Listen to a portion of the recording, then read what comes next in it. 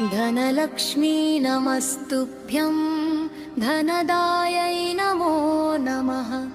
प्रसीद मम देवेशी धनधान्यसमृद्धिदे।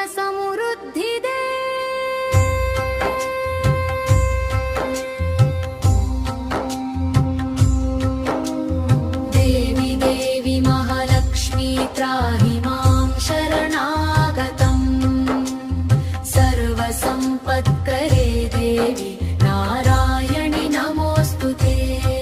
स्तोत्रं यः पठते नित्यं उभयो कालयोर्नरः स धन्यः सुखसम्पन्नो भवेत् देवी प्रसादतः।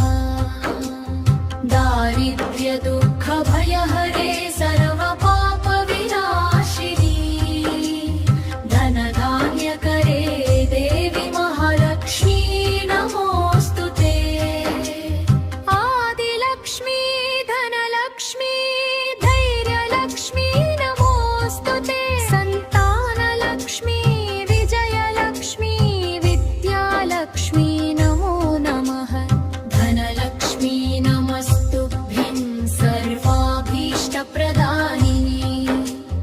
यशोधनसुखैश्वर्यं देहि मे परमेश्वरी।